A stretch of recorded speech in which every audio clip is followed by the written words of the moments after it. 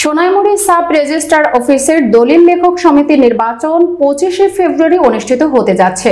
নির্বাচনকে ঘিরে প্রার্থী ও ভোটারদের মাঝে উৎসবের আমেজ বাড়ছে। প্রচার প্রচারণা ব্যস্ত সময় পার করছেন সভাপতি পদে 3 নং ব্যালট নিয়ে মোহাম্মদ আলী ভুইয়া।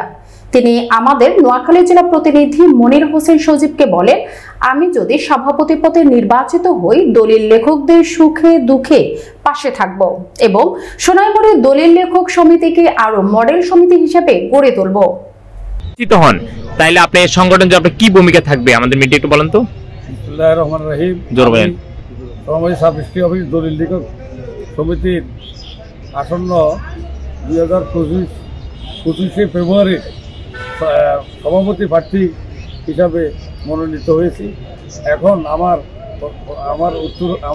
কথা হলো, আমি যদি এখানে আল্লাহর রহমতে নির্বাচিত হই তাইলে আমাদের সমিতির উন্নয়ন কল্পে যে বাকি কাজগুলো রয়েছে সেগুলো করতে চেষ্টা করব এবং সদস্যদের এই দুই ঈদে 2টা ভাতা প্রচলন করব এবং সুস্থভাবে টাকা বিতরণ করব এবং সমিতির যথাযথ হিসাব নিয়ে সমিতির অ্যাকাউন্টে টাকা জমা রাখবো এবং সকল সদস্যদের জন্য সকল কাজে এইগুলা খরচ করব। এই সকল সদস্যদের কাছে এবং ভোটার ভাইদের কাছে আমি আমাকে নির্বাচিত করার জন্য ভোট দেওয়ার জন্য আহ্বান করছি। Thank you. আসসালামু আলাইকুম।